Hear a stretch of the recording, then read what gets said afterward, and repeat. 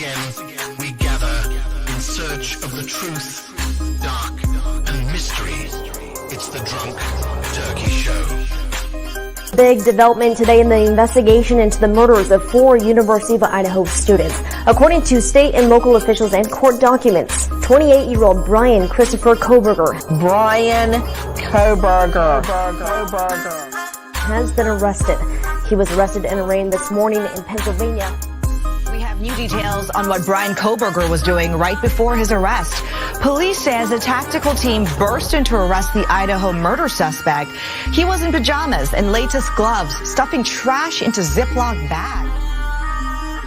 Hey, greetings from the year 3000. It still sucks. This is Phil J. Fry, and you're listening to the Drunken Turkey Show. Your one stop for this sort of thing. Hit that button, like and subscribe. You know what to do, just like every other podcast. Just like every other podcast. What is up, everybody? Welcome back to the Drunk Turkey Show. I apologize. I had some issues when I set up the broadcast, kind of put it out a week ahead or behind, but it's tonight. We have a special show for you guys today. I have a author.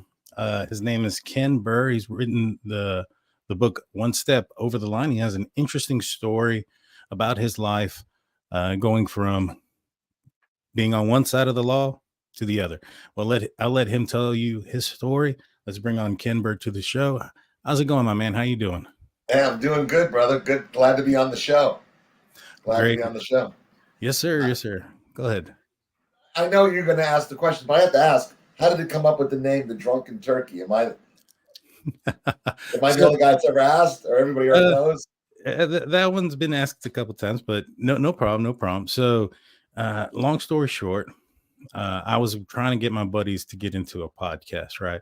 And I actually started a sports podcast referencing the Pittsburgh Steelers. And Yes. Yes, and it's kind of gone. It went pretty good, and I ended up getting picked up by Behind the Steel Curtain through SB Nation for a moment, and then I got picked up by FFSN, which is where I report on the Steelers stuff. And I was showing these guys like, hey, I only did that just to show y'all that it's easy to do the podcasting. And they're like, all right, let's do it. We'll come up with a name. Now, it was around Thanksgiving, and I was watching Rocky, and it was the one where his trainer tells him, Rocky, you get punched one more time, you're going to be punch drunk. And so I was like, all right, man, we'll be called it was supposed to be called the Punched Turkey Show. But then I looked up Punch Turkey, see if there was anything kind of similar. And I found a channel called Slapped Ham. And I was like, man, I really can't. It sounds too close. You know what I mean? So I was like, you know what? I'll use the other word from Punch Drunk, and we'll just be called the Drunk Turkey Show. In the beginning, we try to live up to the name and consume a couple of drinks here and there, but Right. we would have been alcoholics. We would have tried to do that. So You got more drinking than showing. right. Well, in the beginning, maybe there's some episodes out there. If anybody wants to go all the way back, you'll see some wild stuff there. That's good. Yes, sir. Well, I'm here. I'm on the Drunk Turkey Show. My name's Ken Behr, and I'm ready to tell my sordid story of my life's tales. Yes, And, sir. It's funny how you said I went from one side of the law to the other, and usually it's a dirty cop. That's a cop, and then he goes back. And me, I was a drug runner, drug smuggler that became a snitch or worked for the DEA. I don't know which one's lower, but I'll accept it. I'll accept it. So a cop, he's working hard. He's trying to get his family going. He's some drug dealer like me waves some cash in his face. The guy gets taken by temptation. Yeah. When you're a snitch, you're just a snitch. There's and it's funny. I did another show, and a guy commented. He goes, "I thought I was lying about being a snitch." I go, "No, you lie about being one. You don't lie about you lie about not being one, Yeah. Yeah. So my story's kind of interesting. I just I'm one of a lot of guys that came to age in the age of the explosion of the drug scene. I mean, I'm 67. Mm-hmm. I was born in 1957, and I was born in Wayne, New Jersey, just a little Norman Rockwell-esque farm town in upstate, New Jersey, about 20 minutes out of the city. My dad worked for a division of the family company in the city, and we lived on my grandfather's farm. My grandfather carved out a little piece of land, and he was at that point, I mean, we'd have a cow every now and then. We had everybody in the neighborhood. I had a pony. They had horses, depending on how old you were, how big, whether you had a pony or a horse. And, it was just really simple America. Mm-hmm. And in 1969, I was 12, and my father got brought down to New Orleans, where the family had a big business.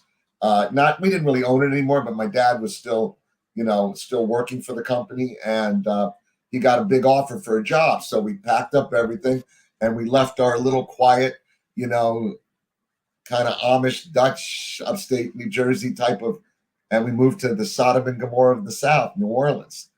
And it was just a little bit of a shock to me, I mean, I never saw hippies and bell bottoms, and just a wild scene. And it was the age of Aquarius. It was the age of, Woodstock, 1969, sex, drugs, But if you look at pictures of 1965, girls are still wearing bobby socks, bouffant hairdos, poodle skirts. By 1969, they're burning their bras and running around half naked. And, the world had changed. Mm-hmm. And I was good with that. So I was a good kid. I never got in trouble. But I had some learning disabilities growing up. I'm profoundly dyslexic. And I failed first grade. And what happens to kids when you start failing out, you start disconnecting, right? Yeah. I'll give you an example. 20 to 25% of the population is dyslexic. 50% of the prison population is. And the numbers are similar to ADHD. So I tell you what, I remember I went to the Cub Scouts, and I was going to the den mothers. It was one of my first, I was all dressed up. I had my pocket knife, I had my little Cub Scout uniform. I go to the Cubs. Anyway, I ended up beating up the den mother's son on his birthday. And what had happened was, and writing the book, I remembered it took me, that long, like 60 years to remember. I did it because the kid made fun of me for failing first grade. Yes, I remember it like it was yesterday. And I just, then my mother called up, hey, can he come back? And she said, no. So that was my first little step away from, and it just followed me. I didn't really pass high school.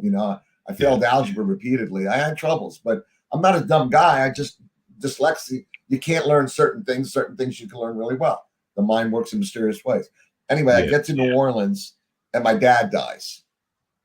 And like a year later, I was 13. So now you're 13, coming of age. First thing I did was smoke some weed. Second thing I did was a quarter hit of Orange Sunshine LSD. So, and then, not that go ahead. So one second. I'm getting a little bit of an echo. Give me 1 sec. Yeah. All right. There it is. Okay. So yeah. And not to go too far. First and foremost, I want to let everybody know this story that you're talking about is in a book, and it is called One Step Over the Line. Right. And this is the intro to your book. You talk about your childhood, you talk about growing up, and these are the factors that are going into why, how your life began and what maybe led you to a life of crime later on. But let's start off with the title of the book, One Step Over the Line. What does that mean? So, what I write about is that when I was in my 20s, I started thinking, geez, how did I get here? I was already, I'm a major drug runner. And I said, God, I just took one step over the line. There was a song back there that was called One Toke Over the Line. There's one toke over the line, sweet Jesus. That was the opening line. And I just kind of clicked on that. I go, not one, I was thinking one toke. I said, it was one step. And that's how I got to it. And a lot of my friends, listen, growing up, we all grew up in the sleepy little town of Hollywood, Florida, 1970s, nothing happening, 3 channels on TV. The biggest thing was to go to maybe one bar, if, sneak in if you could, and go to the beach, and there was nothing going on. But all these middle-class kids, all of us, not just me, got inundated on the war on drugs. Because although I was getting high in New Orleans and buying and selling joints to get high, in Florida it was a whole different thing. It was Palo Alto, for the days of computers. It was the San Francisco gold rush of 1849. It was South Florida in 1973. What people don't understand is South Florida was the gateway to drugs to the entire country. California would have Mexican weed, which wasn't, was garbage. They didn't have the weed they have today. And you have heroin and black tar and stuff like that. But why is Florida the gateway? Because the closest point, the tip of Florida, is 1,500 miles away from Colombia. And the weed was being grown in Colombia now. It was great. Like the weed we smoked in New Orleans sucked. I get down here and all of a sudden they got this killer weed. It's either the Jamaican lamb's breath, which is excellent. The other Jamaican is crappy, but back then. But you went from, smoking weed and doing, small acid and things like that. And then you get to Hollywood, Florida, you see the scene. How do you get involved in actually dispersing or running some of these drugs? Like who do you have in contact with? How does that work? I mean, I'm sure you're not just one day going and buying some pot and then like, hey, I want to work for you. So how did that happen? No, pretty much. So my family had owned a little clothing store, and then the bigger store was the department store. I guess it was in our genes. But me and my little brother, my older brother's checking out of this. He's a double Ivy League graduate. He's going up, college. And me and him, my little brother, we don't have any guidance. We don't have a father, and weed is everywhere. Coke is around, and we start buying, ounces and breaking it, and we just got bigger and bigger. At one point, my mom found some stash in the house when we were kids. She found 4 pounds of weed, got pissed off, and threw it away. And she knew what we were doing. She couldn't stop us. We're like 16 and 15, and we're hell on wheels, man. Yeah. But we're not bad kids. We went to school, didn't skip school. We all had summer jobs. Me and my brother always worked, but we're just buying and selling. And, we're getting a little blow. And back then, a kilo of cocaine, I'll just tell you the transition. But a kilo of cocaine in 1974, 75 was $57,000 a kilo. Kilo, when I got done by my last coke smuggling stuff, doing that, I was paying between 10 and 11,000 a kilo. That'll tell you, A, how close I was to the source, and B, how it exploded on the market. The price just dropped because of volume, like anything, right? There's a supply and demand. So anyhow, we start buying and selling, getting high, cutting up little grams of coke, selling them in school, weed, and we just built a little storefront. They used to call my mom's house the BB&G, Behr's Bar and Grill, and people would come over and we would, sell. If it was a concert, we knew, all right, concert season or New Year's Eve or a holiday, we go out and stock up, get an extra pound or two, get some blow, get some Quaaludes, because we know people are going to want to go to the concerts. And we're fronting them, we're covering them. They don't have the money. We're running accounts with people. We're just running a little storefront. They used to be able to knock on my bedroom window in the middle of the night, and I just slip it out the window. Oh, Not wow. everybody. Certain people had window rights, the close friends. Yeah. And believe me, by the time I turned, I was a senior in high school. The high school was very happy to see me leave. I had hair. When I left New Orleans, when I got to Florida, I had hair down the middle of my back. I was already, all that from that scene. But anyhow, we just slowly built it up into a point. And then I'll tell you what the next step was. Right. Yes, sir. So before we leave that part of your life, you mentioned how much a kilo was. How much were you making off of these kilos that you were breaking down and distributing? So I was buying like a quarter ounce or an ounce. Oh, back okay. then. I'm just saying the guy, no, but let me tell you the point. Remember, you're 1970s, $57,000 to be like 200,000 today. You could buy a house for 57,000 in 1970s. And these guys, if they took a kilo for 57,000 of pure coke from Colombia, cut it 4 ways or even 3 ways. Now you're talking about 200 to 300, $150 to $200,000. And so they were, the initial coke smugglers or coke people are. And by the way, these guys weren't bringing in freighters or, they were probably bringing in a couple kilos stashed in a suitcase bottom. They used to do this thing back then where people would keister the stuff, they put it in rubbers and then put it up their butts. Like they get girls to put it in their vaginas. I mean, it was very valuable. A gram was still $60. I used to laugh. People go, "Is it cut?" What do you mean, is it cut? If a kilo costs 57,000 and you're getting a gram for 60, it's probably cut 10 times. But yeah, and what happened is people started getting smarter, figuring out other ways to get it in.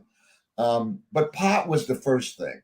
The real big explosion was marijuana, and the guys that were bringing it in were just nobody carried a gun. I mean, they were just guys, hippies that were running some dope. It didn't get into the cocaine cowboy world that you see on like Scarface and some of that other stuff until much later on, probably mid 80s. Didn't take that long. If you look back, it took about 6 years, but mid 70s to mid 80s. But man, it just exploded. So while you were doing this, any close calls, getting caught, anything like that? Oh yeah, I've been arrested twice. I left the country once. So let me tell you what happened, if you don't mind, the transition. So I'm working on building my little drug empire. We're like little ants. Everybody's trying it. And all my friends, doing different things. And my best friend in high school, him and I were selling weed together in ounces and pounds and everything. He had to leave because there was a real estate crash and his parents had to move back to Ohio. So I'm about 18, living with my girlfriend in a mobile home out down in Fort Lauderdale. And I'm working for this guy doing odd jobs, this guy, Sandy Perkoff. And he was a slick guy. He was, if I like to say my dad, if my dad taught me how right it was to be good, Sandy taught me how good it was to be wrong. He was a criminal. He was a shyster, and he was a smart guy. And he loved me. He took me under his wing because he thought I was sharp, 18-year-old kid. Anyhow, so Terry calls me up so Sandy is a yacht broker. So Sandy's selling boats and he's trying to sell them to smugglers, trying to make some money. He came from New Orleans to Florida to try to make some money, flipping boats to smugglers, planes, wherever you could sell them. And he had me. I used to forge all these titles. I was about 18, 19. I would forge I was the title guy. Take the title, forge and take them down, put them in fake corporate names. And he introduced me to some bigwigs. He introduced me to a guy named Dave Jackson, who was not a smuggler, but he'll come up later, possibly. But he was a yacht broker too. Dave had a client named Donnie Steinberg. And Donnie was such a big smuggler that the federal government named him Marijuana Inc. They wrote a book about him. There was a big article in Playboy magazine. So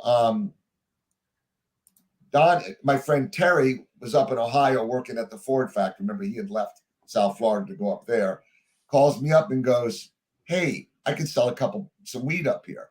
I said, "Well, drive down here. I'll give you a couple pounds of weed." So on a weekend, he jumps in his Trans Am, Smokey the Bandit thing, drives down with his girlfriend. I throw him 2 pounds.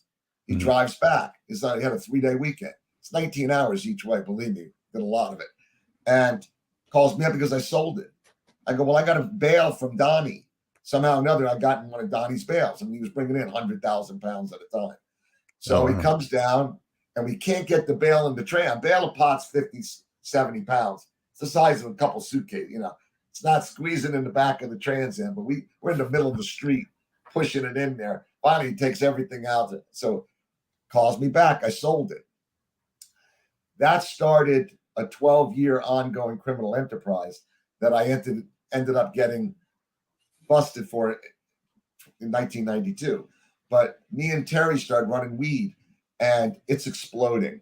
We got 3 cars, we got drivers. So we run about 1,000 pounds at a time up there. And sometimes I'd have to go to Enterprise Rent-A-Car or one of the rent-a-car companies and rent extra cars, because the 3 cars, the guys going back and forth with about 300 to 400 pounds in each car, just can't keep up. So that's how fast it exploded. And, Wow. I'd lock it. Still wasn't, but the 1,000 pounds of weed isn't everywhere. You have to start building connections, and, sometimes there's no weed in town. Sometimes there's too much. So, you're just trying to find product to move. And we did that and built a pretty good business. At the same time, I started meeting smugglers and, other guys, and it just, I had 2 different things. I had my running up to Ohio on a consistent basis. I buy about 1,000 pounds of weed, about 240, 245, my last, about what it was, could vary. And then I would run it up there, make about 40 bucks a pound. So make 40,000 a run. Oh, wow. And I didn't always pay cash for the whole, people would front it to me. Because if you got 40, 50,000 pounds in town, everybody, if I didn't have Ohio, if I was going to sell it in Florida, I'd make $5 a pound. Everybody got it. Everybody could get weed in Florida. You needed an outside, you needed another market. Yeah. So, or nobody could find it because, there wasn't any around. But when it was in town, everybody had it. So you had to have an outside market, someplace out of South Florida. And that's what Terry, my partner, provided. So we did pretty good for a long time, but just so people might say, well, you must have been a millionaire. Yeah, it don't work that way. Because, you do like 5 or 6 good deals, and then all of a sudden you get robbed, or you do, it's not like buying iPhones in a box and putting them in a store. It's, it's a very, but we did good, I went auto racing, spent 10,000 a weekend racing cars. So did Terry, and spent a couple nights at the champagne room there, and we'd spend 5,000-6,000 a night sometimes. Oh, wow. And that's in 80s dollars. Let's put it this way: a 911 Turbo Carrera was $38,000. That car's $200,000 today, 190, 170, right? So yeah, I mean, when I'm talking about $250,000 for weed, that's close quite to a $1 bit. million. Yeah, that's maybe 700,000 today. Yeah. So I reckon all this spending and partying is going to attract maybe some people looking your direction. Nah, everybody was. Well, I'm sure they did, but man, everybody was doing it. Buying boats, cars. It was everywhere. Yeah. It was just everywhere. And I lived in a little townhouse. I'm sure everybody knew what everybody was doing, but so that was kind of my daily. My daily was trying to, but do this, do that, move some stuff around, and but I wasn't really into smuggling because I had that gig. I didn't need to. Smuggling, you don't have control of your, it's much more liquid, right? So, so I knew guys that all they did was smuggle, and they may only do 1 trip a year. It takes 6 months to planning. Things break. Things happen. It's not easy to smuggle drugs. Not today and not then. A lot easier then. But but anyway, but I did do a bunch of smuggling because I don't know, everybody else was doing it. It's kind of like your mother says, if you're gonna jump off the bridge with, if little Johnny jumps off the bridge, does he live? All right, I'll try it. So what happened to me was, I'll tell you about my first smuggling trip. I was 19 years old, and my best friend from New Orleans had gotten jammed up on a cocaine bust, some bullshit thing. But somehow or another, my name came up, and I had nothing to do with it. But I live in Florida, and I mean, in the book, I go into detail of what happened. But anybody in America says we want to try to get the Florida connection. So, and he ends up getting a federal rap with the DEA. So Sandy, my bad dad, says, hey, maybe you should leave the country for a little bit.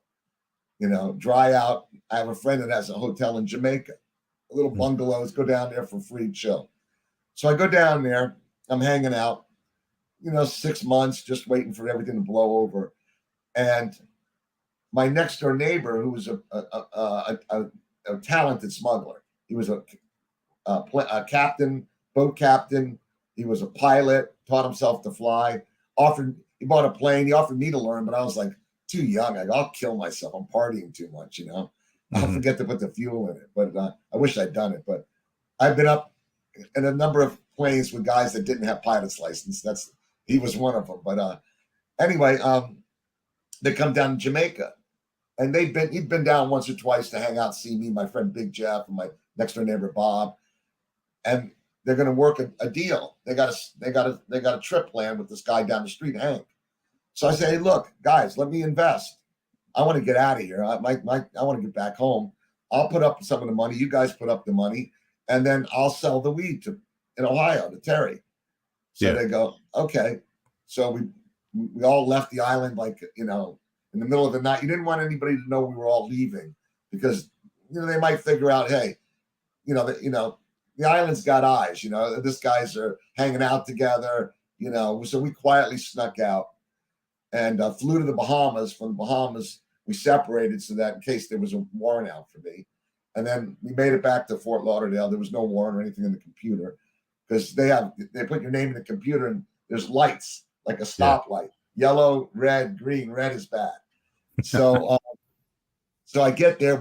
Bob flies the load in. The pilot, he actually had a single engine plane and his own airstrip. He had an apartment on an airstrip, in Florida, there's a ton of little airstrips. You can rent a piece of land, build a house, put a trailer. So he put that together. And I ran it up to Ohio and sold it to Terry. And that got me back in town. As a matter of fact, just so this is actually a piece of one of the bales. Big Jeff and I were fucking around. He goes, here, let's cut this out. See how it says Shell, Kingston, Jamaica? It's a burlap bag. It's 30 years old or more. And then on the other side is duct tape. So this was probably on the inside, and the duct tape we put on the outside. We used a lot of duct tape because that's how you wrap up the bale so they don't open. Yeah. Because if they open, the pot's in the boat or the plane, and that's evidence after you get the load out. So you really want to, or the other trick is to throw it out of a plane. What my buddies used to do is they'd fly low onto Fort Lauderdale Beach, and they'd have some boats waiting out there on a dark night. They have a kicker. When the pilot flies the plane, they open a door on the side of the plane, and the kicker starts kicking bales out. And what they do is they put these things, glow sticks, on the bales. Yeah. Right? Because how are you going to find them? That's why they call bales square groupers, because they would just float along in the ocean. If you miss one, or if they were being chased by the feds or the customs, you throw the load out, try to ditch yourself, get rid of the load. So I remember kids going, I have two friends that met on the beach with strainers pulling buds out of the ocean because if the bale wasn't meant to be kicked out, it's doing 200 miles an hour, hits the ocean, they explode. Yeah. The other day, somebody found a bunch of kilos of coke floating in the Keys, a couple different people. Oh, wow. It's not that unusual. It's rare in today's world, but it was very common when I was growing up. So that's one way we'd smuggle the drugs in. But in this instance, we actually landed it at a private airstrip. Good deal. Landed up in Ohio. Yeah, so I was going to say, you mentioned that you did some smuggling and stuff. I know you have some items that you utilized to assist you with the smuggling aspect. I can show you. You want to see some of that? Yeah. Let's see some of that. Okay. So I'm going to tell you, and I'll tell you about some other smuggling trips. But one of the things we had, we did this one smuggling trip where we brought 300 kilos of coke in to a road in the middle of nowhere in Florida. So what we used there was, let's see, all right. This is kind of what we did here. All right. This is fishing line, let's say. Uh-huh. So these are the glow sticks, right? Yeah. But it would have been 10 feet long, not this. It would have been but we had a bunch of them, and we put them out on the middle of the road. Then we put these things out there. These are, you use them in the ocean. They're strobe lights. So we'd have the glows. We had me and another guy, as the plane's landing, put the glow sticks out so that they're in the middle of the runway, dead center, so the pilot knows that's dead center. Then we put these on the side of the runway, and this is just 2 of them. And then we had some other,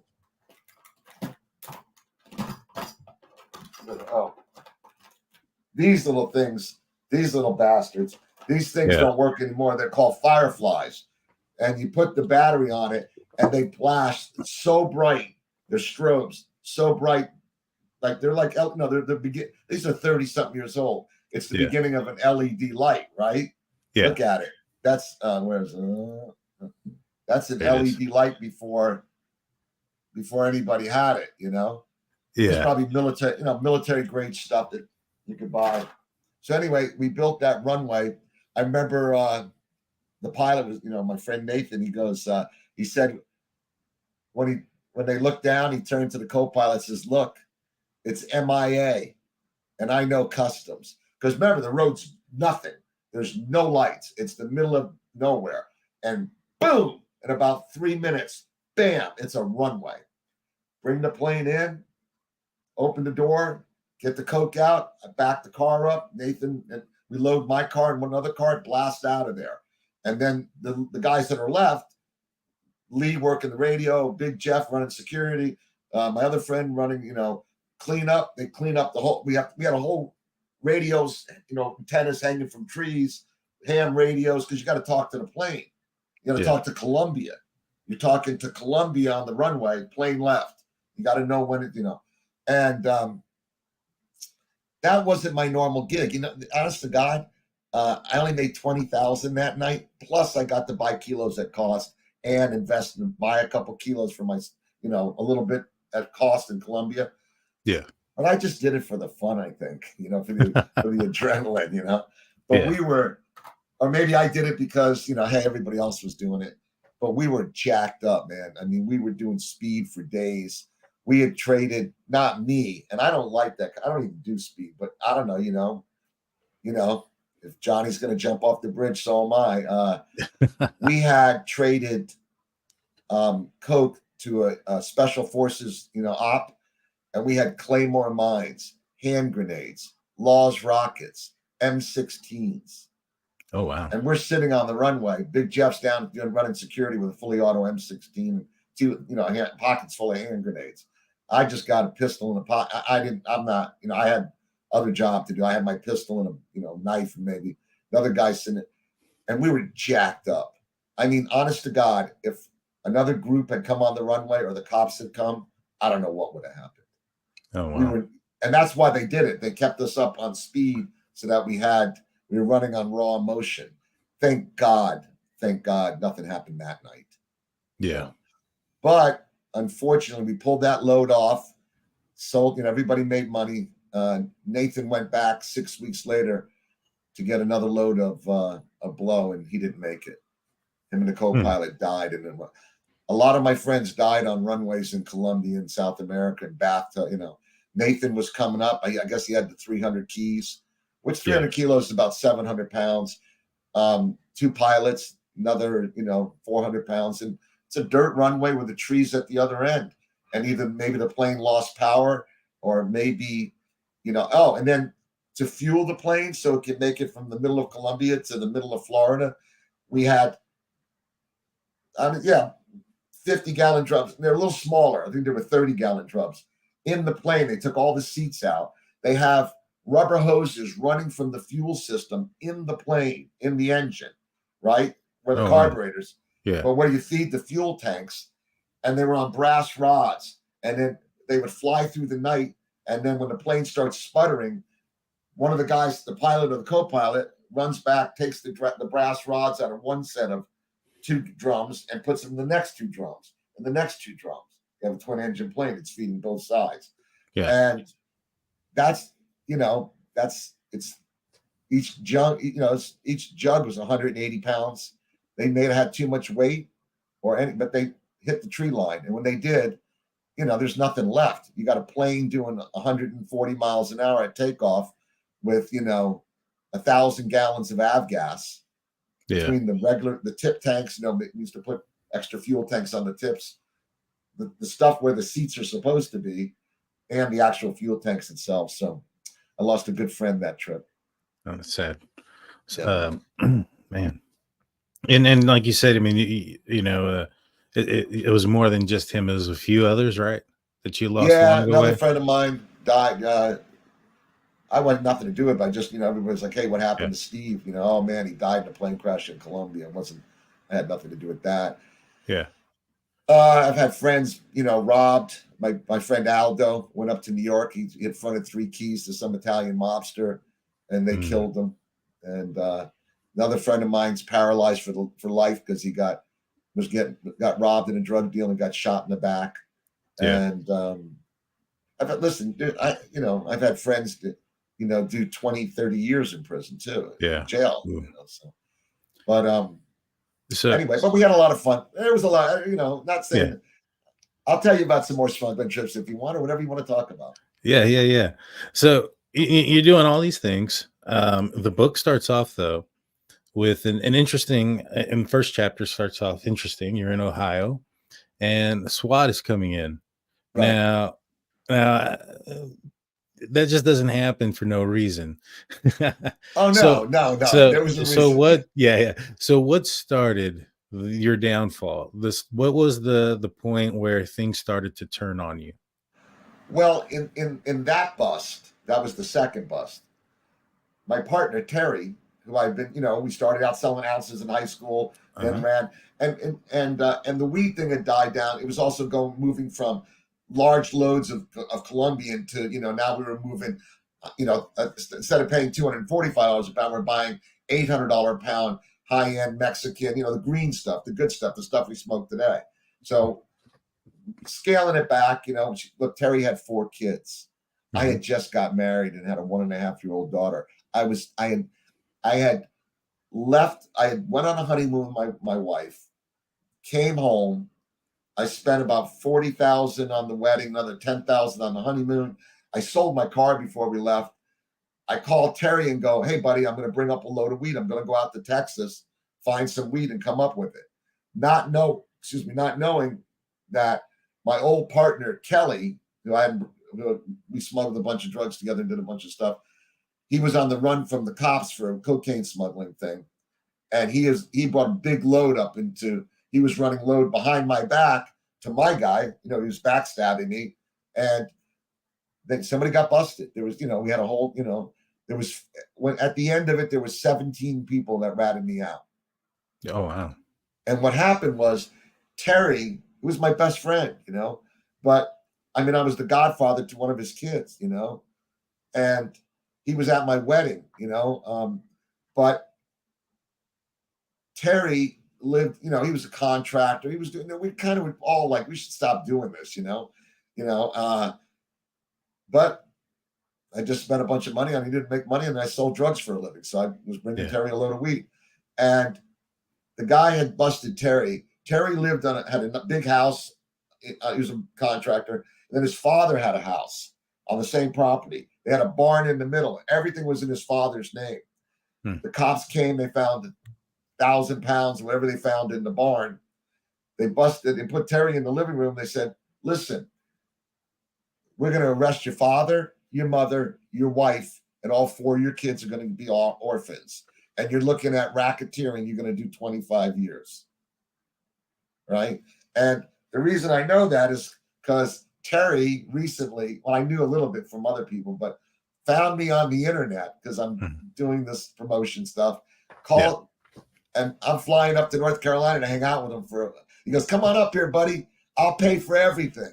I got you covered. We'll go to dinner. I go, it's been 32 years, buddy, but it cost me like $80,000 for a lawyer. I think you are buying dinner, but I can't hold it against him. We were in drug. People always say, "Oh, that guy." No, that guy did. Nobody busted me. I busted me because I made the decision to be a drug dealer, right? Or a drug runner or a smuggler. I don't buy into that bullshit. Like somebody did something to somebody else. You got into it, eyes wide open. I knew the rules. I knew what was going to happen. I've been busted once already. That was like I got busted in '92 for in charge of racketeering. I got busted in '88 after smuggling 1,400 pounds in from Canada. I got busted, in a truck full of weed. So this is my first rodeo, and so I never blamed Terry. A little bit at first. But. Yeah, it's interesting in the book that SWAT comes in, and it's like you immediately knew who did what. I mean, or at least you're connecting dots. What was it that made you believe that Terry did say something? It's that sixth sense, man. First, all right, I'm going to tell you. I remembered so what I did was I had a driver, Paco, and we had a work truck, and we had a secret compartment in the work truck that we moved blow and weed around in. And I was behind it in a rent-a-car. And I remember I'm driving down this little road, and Terry wanted to meet at a hotel. We had never met at a hotel. We always went to his house in the woods. But he said, "Oh, the kids are getting too smart." You told me that a while back. All right. And I drove, and there was a carload of, like a small car drive by with a bunch of big guys in it. And something just snapped in my stomach, said carload of cops. So much so, I mean, you just know. If you ever talk to anybody that got busted or anybody, they'll always tell you they had a feeling. It was in their gut. Something wasn't right. So much so that I told Paco, I waved him over, don't go to the hotel. And we went over to this, like, Taco Bell or something. It was right on Lake Erie. That's where the town is, right? Yeah. And we parked on the lake, and I remember just watching the waves come in. And then I should have just sent Paco to another place, I just kept moving. I go to the hotel, and I go to the lobby to get some quarters to make a payphone call. I guess to tell Terry I'm there or whatever. I got a room or whatever. And I remember when I told the lady, I said, "Can I have change for $10? I need some quarters." She had a weird look on her face. Second, right? Yeah. And I don't know, man. So I go in the room, and there's Terry comes to my room, and he's wearing a raincoat, and it's not raining out, like a yellow, foul weather gear. Yeah. And I go, "Hey, what's going on?" He's talking to me. And as soon as he lights up the roach, boom, the doors come blasting in, and we're all on the ground. Oh, and man. I just knew, man. I just knew. It just doesn't happen like that. So that. But you know what? It wasn't the worst day of my life. It might have been the best day because it ended it all. But anyhow, as you were saying. Gotcha. That's a good quote there. So you're getting arrested. You're already thinking that your friend, he dimed you out. In the book, you're also concerned about other people that are talking, which you ended up finding out 17 total, correct? I think it was between 15 and 17 guys that ratted me out, something like that. So I was the kingpin, on that operation. So you end up going and getting arrested, and I'm sure you're facing quite a bit of jail time. 25 years. 25 years. It's racketeering, RICO's. Actually, when I was in jail for about 3 months trying to get processed, because they don't want to. The state wants to keep you in and never let you out. And as a drugs dealer, you want to get out and stall it as long as you can. You want anytime you have a criminal case, anything that you want to stall it years if you can, And so when they first, all of a sudden I get called out of my cell one day, and there's this guy in this like beige suit, and he's not wearing prison greens or whatever, no cop blue. He goes, "You Ken Behr?" And I'm thinking, who else you just pulled me out of my cell. Who else can I be? And he goes, "Here." And he hands me the indictment papers. And the guard, Bill, who I actually was kind of friendly with, looks at me. He goes, "You going to be all right, kid?" And I go, "Why?" "Yeah." He goes, I haven't even read the papers." He goes, "You're looking at 55 years. We're putting you on suicide watch tonight." And I said, "No need. I'll be all right." And I went back to the read. I got charged with RICO. And I wasn't looking at 55. He was, but I was looking at 25. Mm-hmm. And so I'm sure you don't go from, all right, you're under arrest to informant within, a short period of time or even throughout that amount of time. So how long after you get this notification that you're looking at 25 years, do you get offered to talk? So here's the deal. They wanted me to testify against Kelly. It turns out they were putting pressure on me. That same night, they busted my friend Kelly. And Kelly had introduced me to my first wife. Kelly and I had smuggled in a load of weed into northern Florida. We were running dope since we were kids, just like me and Terry. And Terry had set up Kelly too. So Kelly was on the run for a cocaine smuggling case.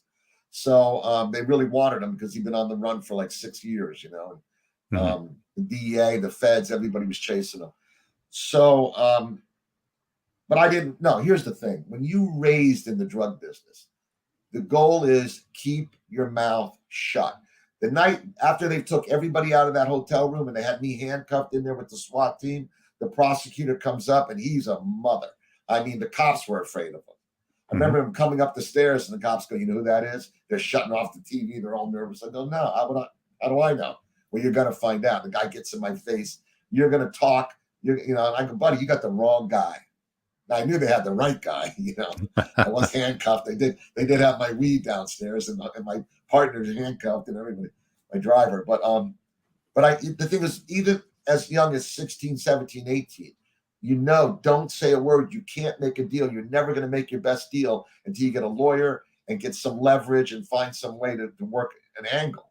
Once you rat, you're done. You got nothing left. Once you talk to that prosecutor in that hotel room, wait to just go to jail or not. But you don't waste your money on a lawyer, buddy. You just talked. Yeah. So I kept my mouth shut, but I was in jail for months. And, I'm in jail with murderers. One guy killed his brother-in-law and his cousin or something at a party. And, everybody kind of, you look out for one another. I mean, as much as if you know what I mean? Somebody might want to kill somebody. I wasn't in any situation where I was worried about getting killed or anything, but maybe some fights. But there's a commonality of pain, of uncertainty, especially when you're in a holding, waiting to go to trial, you just feel it. I do, I did. So there's a guy sitting next to the cell next to me. He had done 15 years in Angola prison. Angola's in Louisiana. It's on an old plantation. It's in the middle of the swamp, 1,800 acres. Nobody escapes because you die in the swamp. And Amnesty International calls it one of the worst prisons in the world. And the guy pulls me aside. He wants a book and he can't go to the library because they won't let him out. He did 15 years in Angola. Gets out, goes back to Ohio where he comes from. He had translucent skin, prison tattoos. And he goes, can you go to the library and get me some books? They won't. The guy tells me to get him this book, A Connecticut Yankee in King Arthur's Court, which is an excellent book. It's about time travel. And don't forget, so it goes back from the 1800s to, King Arthur's Court. And he reads it in one day. It's this big. And he pulls me aside and goes, listen, you got a 1.5-year-old daughter, don't you? I said, yeah. He goes, you got a co-defendant in that pod over there and one behind you here. I go, right. He goes, that guy's already talking and that guy will if he can. He goes, the mores and values that you're clinging to died a lifetime ago. Look around this jail. It's not who hasn't ratted. It's who hasn't ratted yet. He goes, here's what you need to think about. Because you know how many times I saw my 1.5-year-old daughter in the 15 years I was in jail? He goes, once. And Florida's farther away from Ohio than Ohio is from Louisiana. He goes, do yourself a favor. Think about this. If you can quit and never go back, go out, make your deal, do whatever you can to save your ass. And if you have to snitch, rat, whatever, because everybody else is, including the people, everybody in your case. He goes, but if you ever go back, do this to change your life. Do this for your daughter. But if you ever go back and sell drugs, then you're nothing more than a fucking snitch and you deserve what you get. But if you change your life. So I thought about that, still didn't, So I finally bond out. And you'd be surprised. Like there's guys in jail that I don't even know. They're going, listen, buddy, I'm from Detroit. I got a guy up there that I want to get even with, and I'm never getting out to do it. Here's his name and phone number. If you ever need, use them to help you out, because I'm looking at 25 years, nobody else in there. I mean, the guy that killed there was one guy that shot his girlfriend's ex-wife's boyfriend in cold blood. Maybe he's probably looking at the same time as me.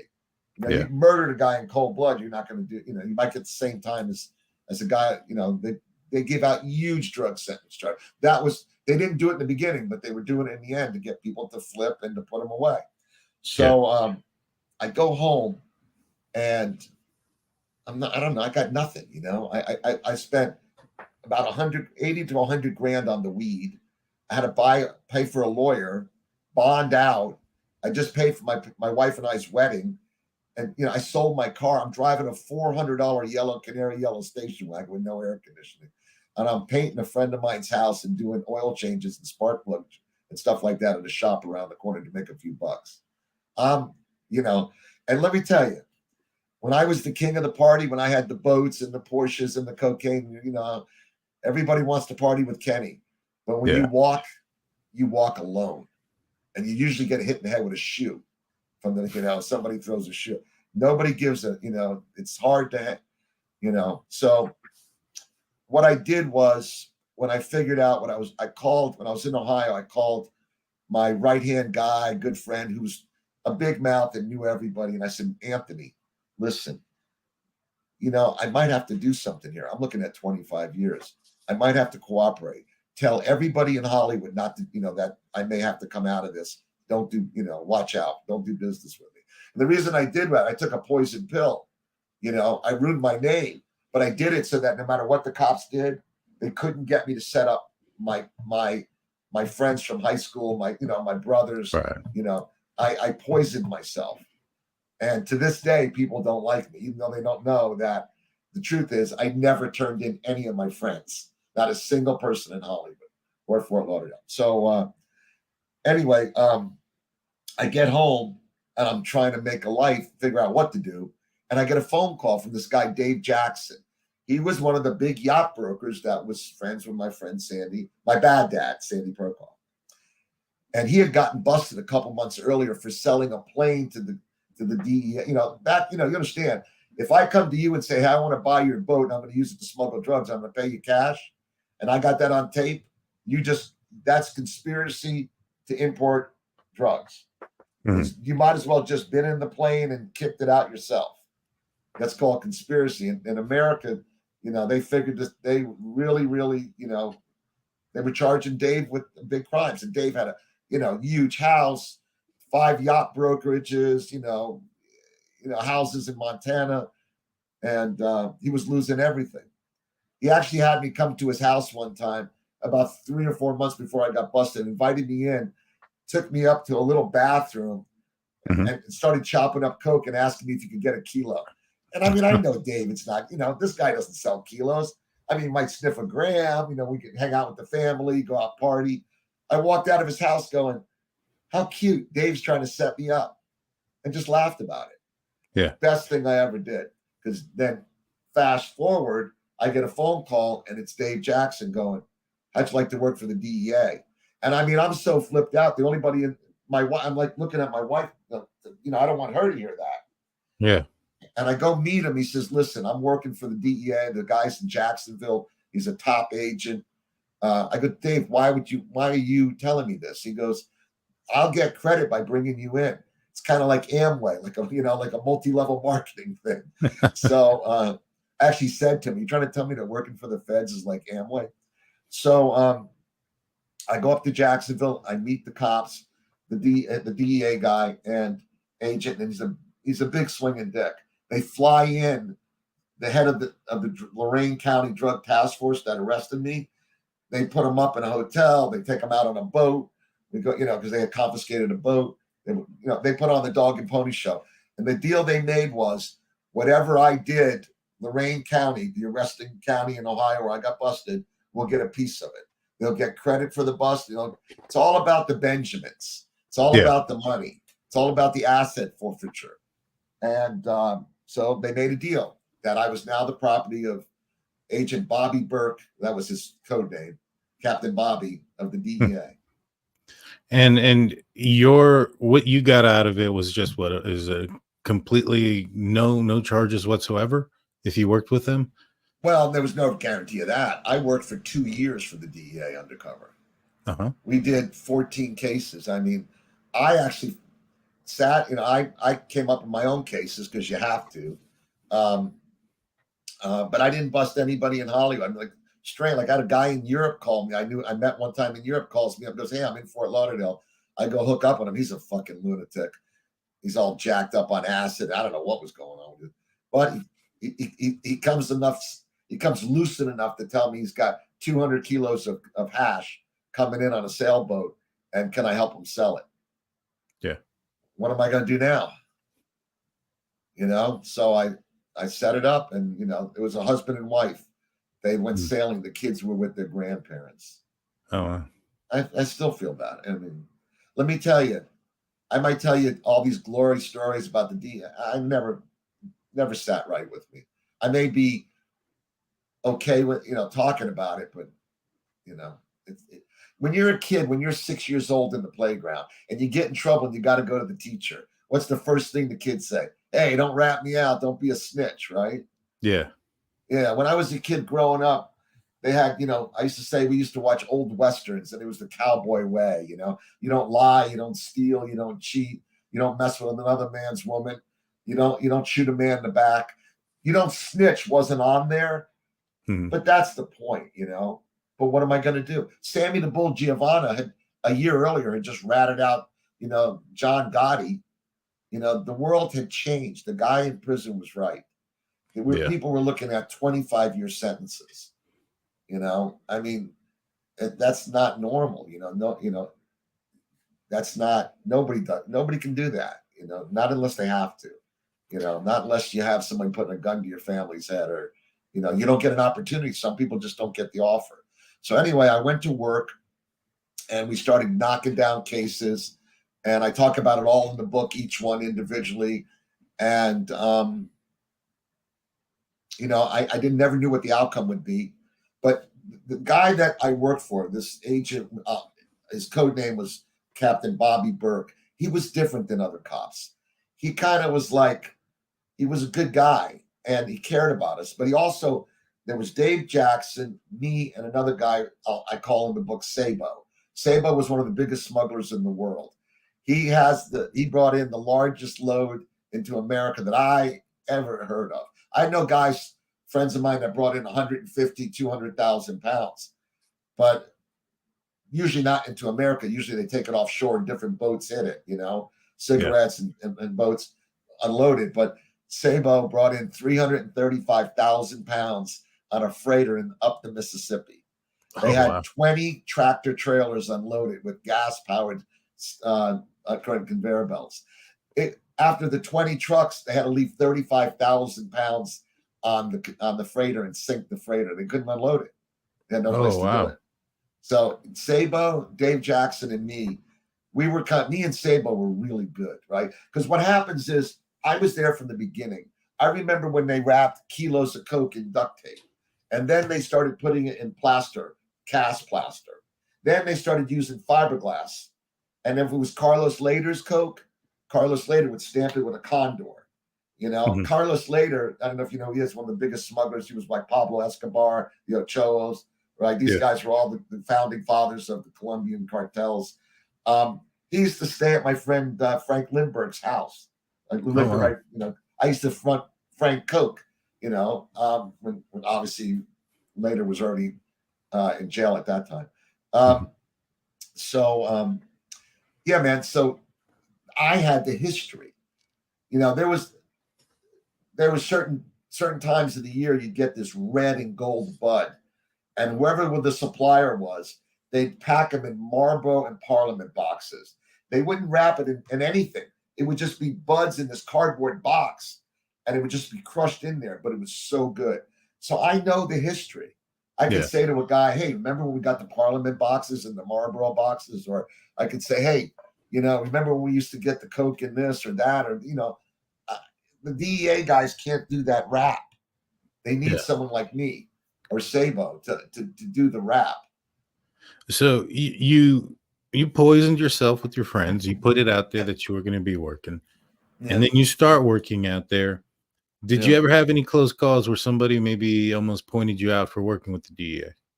No, no, because, well, I mean, everybody in my backyard, they all, every time someone got busted in my circle, they blame me.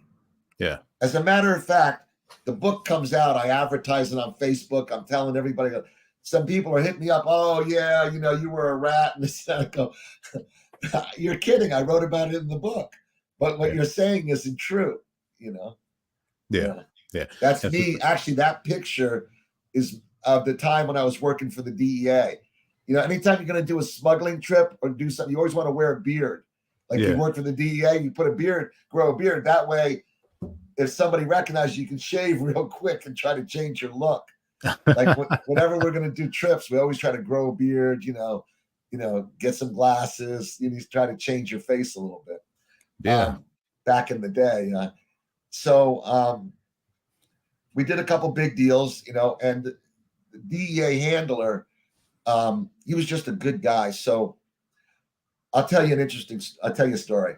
So I get a phone call one day, and he calls me up and he goes, "Hey, I'm in Fort Lauderdale. You got to come down to, hotel." So I go down there and I go up to his room, and he's got a yellow pad and a pen, and he looks like a therapist. He's got this pad and got it on his elbow. I go, "What's going on, buddy?"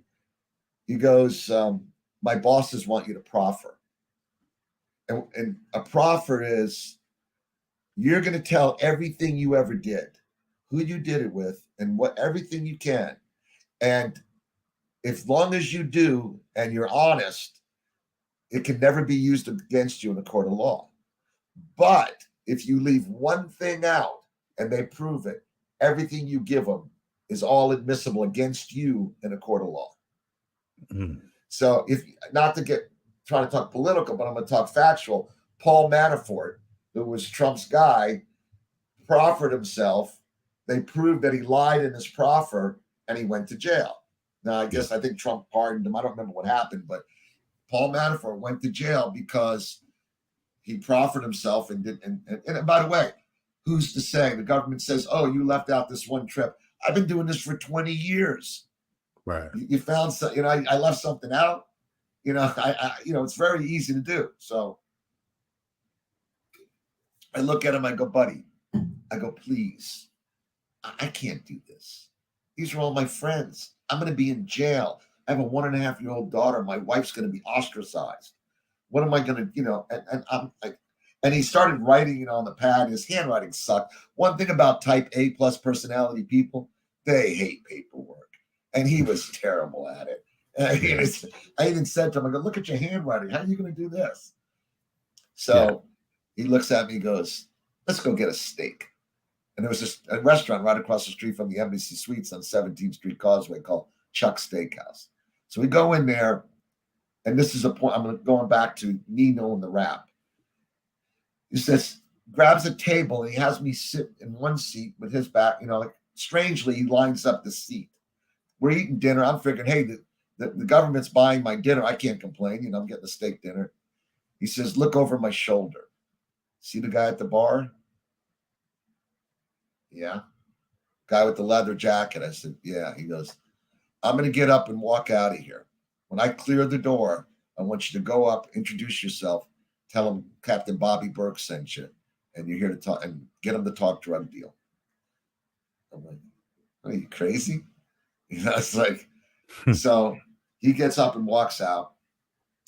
I go up to sit down with the guy, introduce myself, and the guy's wearing a leather jacket in Florida. So already I'm scanning the bar, seeing if he's with anybody, see if I can get a tell there. And we start talking drug deals, but nothing happened. My guess is he was probably working for another cop, the customs or something, because you would never talk to a stranger like that. Right. Or you might. But anyhow, that's so in the end, he never did the proffer. He just said F it and left. Went back to Jacksonville, I guess, and told his bosses he didn't want to. I don't know, but he was that kind of guy. You know, he wanted to keep his team together because me and Sabo and Dave Jackson, we were good. I mean, you know, if he put us onto something, you know, we got it done. You know, I busted people. One time we had Dave Jackson set up this guy who was smuggling a bunch of money out of the country for a Colombian cocaine ring. Mm-hmm. In boats, he was taking it down to Mexico, and you know, we set him up, and then listen, everybody I ever busted, I promise you, before they hit the ground, they were cooperating. Mm-hmm. I mean, I used to look at them, go, let them. I look in my mind because they're throwing me on the ground, and they're throwing the guy next, you know, and I'm actually like my partner in Ohio. They arrested him. Yeah. You know, once you get out of eye shot, they take the handcuffs off and let you go, right? But it just amazed me. People were screaming, "Don't shoot! Don't shoot! I'll confess." I go, the guy hasn't even got to the E in DEA. You know, I mean, let the guy. I was like, "Come on, buddy! They practice this stuff. They got the cars out. They got the guns out. You know, they got. You know, let them at least get it out. You know, and that's how it really happens. You know, all this bullshit about I ain't saying nothing. They're effing talking before they hit the ground. Yeah. You know, not everybody. Look, I'm going to tell you, you know, look, I kept my mouth shut as long as I could, but there's other people that are, you know, they just follow a different path and they keep their mouth shut and they do their time. But at the end of the day, when I got busted in 88 with 1,400 pounds and one of my best friends, we kept our mouths shut. We went to jail. We sat in jail. We bonded out of jail and we beat the case. If he would have ratted me out, I'd have been effed. Mm-hmm. You know, and I told him, buddy, don't say a word. Believe in me. I said, 2 men in, 2 men out. I got you into this, and I will get you out. Believe in me. And he did. And we kept our mouths shut, and we beat the case. There you go. That was a funny story. But I can tell you about that one. Yeah. So you get into like, you say you do 14, around 14 or so. Yeah.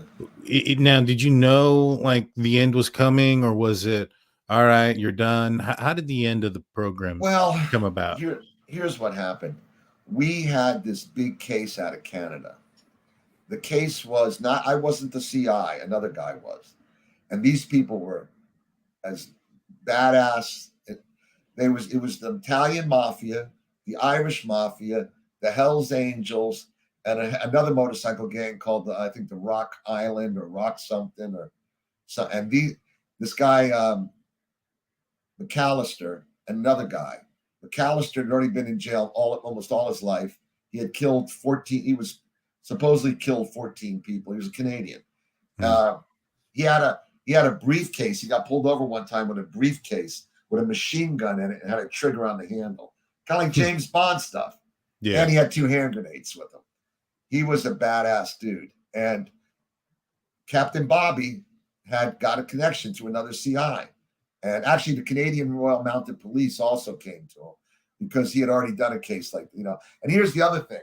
At that time, for that case, in Canada, you couldn't do conspiracy. So how are you going to bust a big gang like that, 1 gram at a time? Right. In America, all you have to do at that time is talk about it. And if I tell you we're going to do 10,000 kilos of coke, if you don't call the police, you're part of the gang. It's that conspiracy is that slippery a slope. So we convince, they fly down LaRue, who's his partner, and we do a dog and pony show at Dave Jackson's house. Now, he had a beautiful home on the water. I mean, I lived there for a while. It was just badass. And my wife at the time, Karen, who was 5'6", 36, 24, 36, blonde, you know, we put her out in the lawn chair. We had, you know, I was one of, you know, Captain Bobby's lieutenants. We had Sabo there. We had Dave there doing, you know, as the yacht broker. And we put on a dog and pony show for LaRue, who was McAllister's partner. He goes back to Canada, and they agree that we're going to bring them 300 kilos of coke as part of proof that we can do a 10,000 kilo deal. Mm-hmm. And the Canadians think we're big smugglers. You know, we're putting on the show. I mean, it's so funny. Dave Jackson got LaRue, his partner, to get down with my ex-wife and take a picture with her.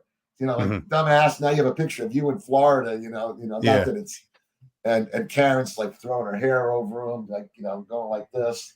And I don't blame her. She looked cute in that bikini. So the DEA. This is funny. They're going to do a dog and pony show, baby. They load up 3 cars. Each car had a secret compartment. You turn the key on. You push the radio on. You pull out a cigarette lighter. It pops up the back of a compartment in the trunk. Each one had 100 keys in it. All 3 cars were in a C-111 cargo plane. Military plane. Yeah. The DEA brass flew up in a Learjet. We had to meet them on a runway like 28 below on the Canadian-American border. I know I didn't want to walk out there. Yeah. The cops from Ohio came. And when the Canadians came, we had the coke to show them, proof of product. And we needed some money because they always want the money. And the reason they get money is it pays for all, like they would pay me, like they'd get a smuggler to give them 20 grand up front and then go, here, Kenny, here's 5 grand or 3 grand to live on. And I have to have money. How am I going to be a drug dealer without cash? So they would I saw Dave Jackson set up this other friend of I knew, Donnie Steinberg's ex-partner, actually, and they confiscated his house. And I saw Dave Jackson get a suitcase with $100,000 in it. Oh, wow. Courtesy of the DEA. And that's in 1985. So that's like 300,000 today. So yeah. 250. And, it's significant. So anyway, on that deal, we did the whole thing and it was a dud. So now Captain Bobby has got the Royal Canadian Mounted Police, the Jacksonville DEA, the guys from Ohio, his brass, and the Vermont DEA all congregating, ready to do this big bust, and nothing happens. Because McAllister knows he's not going to come into America, because he knows in America talking about shit is conspiracy. And in Canada, it's not. And they just didn't have the money. They go, why don't you front us the coke? Like, yeah, right. We're the, when they say we're the DEA, we got to bring it home with us. The cops never run out of drugs. Yeah. Because they always take it home with them. So that went south. But then a couple months later, it did happen. It did happen. And I got credit for that case. Yeah. So, but the clock had ticked out. It had been 2 years. I've been working deep cover. It's not, it ain't that easy. I was stressing, man. I'm trying. I got a newborn baby, and my marriage had fallen apart. I mean, my wife went on a honeymoon thinking she was coming back to a white picket fence and a Barbie life, and all of a sudden, 2 weeks later, her husband's in jail for 3 months, and he's looking at 25 years, and she has basically a 1-year-old child to watch out for. No girl is. I promise you, there's no girls thinking, I know when I get married, my husband's going to be a convicted felon. Yeah. And that was my marriage lasted years longer, but it was always, that was the nail that killed the coffin. And then she got pregnant. And so we had another child coming, and it was a, pretty stressful time, thinking 2 kids, no money, going to jail. And even if I didn't get 25 years, well, I was going to get 3, 5, 7, 3 is what I was hoping for. I was hoping that when I got done with the DEA, I'd get 3.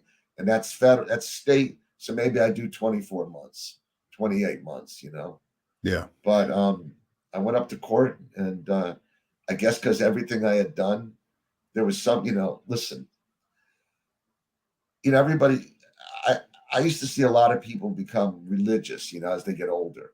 And I go, well, they're getting closer to death. They're maybe they want to find God. And I was never a big believer of anything. My dad died when I was young. I never really had any guidance. But after I've survived 2 drug arrests, I've been robbed at gunpoint. I've had guns put to my head. I have 2 open heart surgeries. I was less than 2 weeks to live when I had my first open heart surgery. And I almost missed the appointment by 30 seconds. And the lady said to me, if you don't come now, you're not going to see the doctor for 2 weeks. Then after my open heart surgery, I said to the surgeon, how long did I have to live? Guess what he said? maybe 2 weeks. Ooh. And I'm thinking, I was 30 seconds away from not going to that appointment that day. Then I just had open heart surgery 2 years ago. I have a pacemaker right here. I'm not that good, right? Mm-hmm. I mean, I'm my lawyer said to me, he goes, Kenny, you're one of the most cunning people I know. And my survival genes are, relentless. But I have to think that my dad in heaven or some God or some ultimate power or somehow I'm still doing it because I've survived. If you read the book, I've only scratched some of the monument, some of the stuff.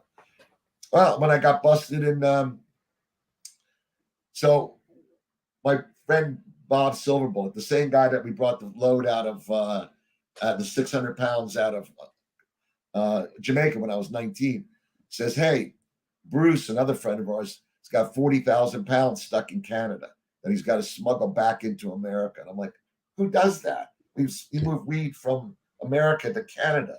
You don't bring it from Canada. This is before I got busted. This is 1988. Yeah. The DEA thing was in 92. So we bring the load in. We do it by seaplane, 200 pounds at a time from one lake to the other. The thing about a seaplane is you can't land it at night. You can't use these things. Yeah. You can't use any light. You got to do it in the daytime because seaplanes, there's no way of seeing how the depth of the ocean and the waves.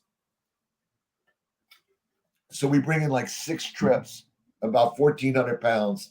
I can't sell it in Ohio. I can't sell it anywhere. So I rent a truck and I'm bringing it down to Washington, D.C. to, because Bob's going to try to sell it. And we end up getting busted, me and a friend of mine. We spent 2 weeks in a hellhole prison. It was so hot and they had nothing. I mean, let's put it this way. I'll show you. See this can here? Yeah. Pepsi can. It was so hot in the jail that there was the jail was built in 1860. They had just put in flushing toilets. You used to have to shit and piss in a bucket and walk it down a hall to some place to dump it and put it through a hole with a 2x4. And luckily, I had the new stainless steel model when I got there. Just arrived, man. And I don't know if you've ever been, but it's got this toilet and this sink. Every house should have one. Little sink over it, a light bulb sitting on the wall, and the thing was so crowded that the new guy always gets the top bunk usually. I was so high up because they kept putting more bunks in that my head was right here by the wall, and there was a rat hole right here about this big. Oh, wow. So we're there for about 2 weeks, and these guys are trying to burn the jail down one day. I go to my cellmate, who's the toughest guy in the prison, in my area. I go, what are they doing? He goes, they're throwing matches down to the 50-gallon drums, the garbage cans. They're trying to catch the place on fire, hoping the guards will take us out. And I'm going, Jose, that ain't going to happen. They're going to catch this place on fire, and that can's right by our cell. Going to die of smoke inhalation before we get out of here. And luckily, it's raining fire from the 3rd tier because think heat goes up. You think I'm hot down here. These guys, I looked it up on the internet. It was the hottest it had been since they built the jail in 1860. And that was 1988. Wow. And so at one point, this kid, they bring in a Kool-Aid jug, and I don't have a cup. I don't remember you didn't have prison clothes. Either wash your clothes in the sink or somebody had to bring you clothes. I mean, it was crazy. So this kid goes, hey, he found a cup in this Pepsi can in the garbage. I don't know where it came from. So he rubs it against the bars long enough where it cuts the top off. He goes, here you go. I went and got something cold to drink.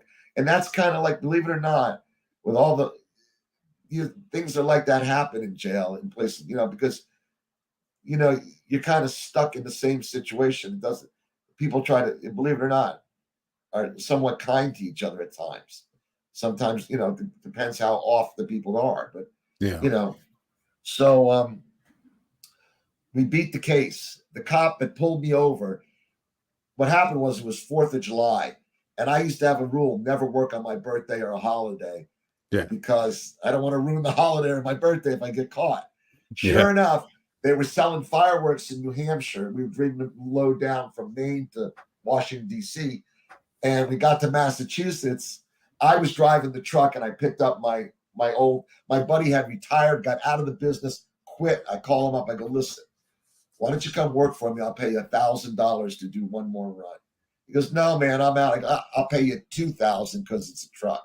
And I'll pay all your plane tickets, food. I'll fly you home. You'll have 2 weeks off to go to his family in Florida. He spent the entire 2 weeks in that jail and went right from jail back to work. And but he kept his mouth shut, and I kept my mouth shut. And we bonded out. We beat the case because when the cop pulled me over, he thought there was fireworks and I wouldn't unlock the truck. Put a gun to me, pulled his gun out, opened the truck. And you can't do that. We went to court. We went to court in Salem, Massachusetts. It's the oldest working courthouse in America. It's where while I'm testifying, they're doing tour groups. My lawyer goes, listen, don't get unnerved, but you might see a tour group come on around noon. And I'm like, what? And anyway, it was illegal search and seizure. It was fruit from the poison tree, and we beat the case. But it took 2 years. I stalled it. And while I was doing that, my friend Bob, the same guy that had smuggled in the seaplane full of weed, and he smuggled in a load of coke, and he had it in D.C. So at some points, I was literally wearing my suit and tie that I'm going to wear to court, flying up to D.C. He had 2 warehouses in a storage area, like you store it. Yeah. One had the coke, and the other was where I'd put the money. So I'd get 5 kilos or 3 kilos out, give them out to my buyers or my drivers, whoever coming up there to grab them, and then lock it up, go to court, come back, get the cash, put it back, And I mean, I looked at Bob one day. I go, do you know what's going to happen to me if I'm out on a 1,400-pound charge and I get caught with kilos of coke? But I did it. I did it because I wanted to make money. I had to pay my lawyers. Yeah. Now, remember, they never knew I smuggled the weed in. They just thought that's why you want to stay in jail. My first bond was like $80,000, $40,000 each. I could have paid it, not like I had that in my pocket, but I got it up eventually. But you don't want to do that because you don't want to let them know that you're Mr. Big.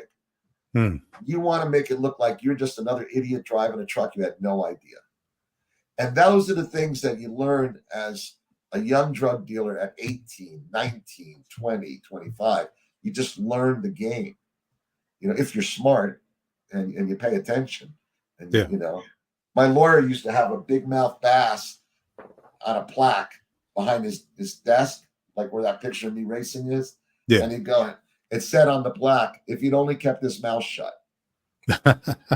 So that's a good one. Yeah. Well, I've seen it more than once. Good lawyer. I have great lawyers. That's awesome. So you did your 2 years with the DEA. Yeah. Was there any time that was added to that once you were done? No, I mean, I went to court and I thought I was going to get 3 years or something. They gave me probation. Oh, wow. How long was the probation for? I think it was going to be 5 years and a $25,000 fine. Listen, here's the deal. I've been arrested twice. Next to me are brown and black kids that are locked up for crack cocaine, this, that. They don't get the same. Here I am on a big, huge case, but I got a shit ton of money to fight it, and I'm hiring good lawyers, and I'm a citizen, not a mutt. The cops look at you and go, is he going to keep coming back, or is he going to learn his lesson? Citizens do something bad, but they come back and you can rehabilitate them and they can go on and do good things in society. Mutts, in their minds, are always going to be on the circle of coming back. And I know it's not right, but there's a certain amount of privilege or what, I don't know what the thing is, but I got the break and the other guys chained up next to me never did probably. Maybe I cut a better deal. One of the things that I remember was my lawyer, Jack Bradley, wanted to run for district attorney. Michael Rosenblum, the district attorney who was that scumbag that, and you should Google that name, Michael Rosenblum in Ohio, crazy story what happened to that guy. He was a mother, and he got his son shot him in the back. I mean, crazy by accident, you know. And then the son tried to kill himself, and crazy. But anyway, that's in the book. But my lawyer and my Judge Glavis, was going to do another stint as a judge and then retire. So, as I remember it, the deal was Glavis was a Democrat. He wanted to run unopposed for judge. Michael Rosenblum was a Republican. He wanted to be a district attorney another round. My lawyer, Jack Bradley, was a Democrat. And I could be backwards. It could be Democrat and Republic. I'm just pointing out. So Jack Bradley was going to run against Michael Rosenblum for district attorney. And if that happened, then the Republicans were going to run somebody against Glavis for judge. And he wanted to retire. He's an old man. So the deal was my lawyer wasn't going to run for district attorney. And if my lawyer didn't run for district attorney, the Republicans would let Glavis run unopposed for 4 more years as a judge, save him the money of trying to run, get elected. In my $25,000 fine, $12,500 was the restitution to the state of Ohio, and $12,500 was to the Black River Society, which was a charity that, guess whose wife was the head of the charity? Judge Glavis. Yeah. Now, I'm not saying that was that had come up. I also did all that work for the DEA, and I was never coming back to Ohio. I was from Florida, or you would think, that I did actually end up going back for another reason. But so I asked. I'm still friends with the DEA agent, and I'm still friends with the arresting officer in Ohio. And I'm not that much friends with the guys I grew up with because they kind of still ostracize me, because in their mind, they never read the book. I guess they don't know that I never did anything, but they still know I was a rat, and that's right. Still the same. It's a curse, and I'm not happy about it. Look, it goes against everything I talk about it with bravado, but when you're a 6-year-old kid on a schoolyard, you're not supposed to rat. And when you're a 32-year-old guy with a 1.5-year-old baby and a new wife, you're not supposed to rat. So how would this go down? Let's just say you were still working with the DEA, and I called you up, and one, how would I get your information to call you up, and how did most people contact you? And two, once you set it up, what was your plan of action? Did you contact the DEA? How did that work out?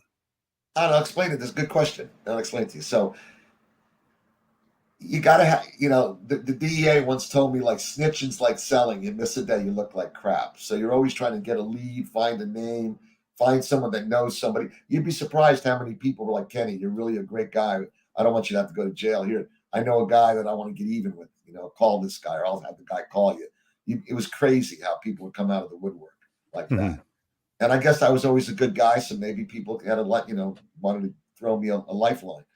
But here's what would happen. Let's say I got on to somebody.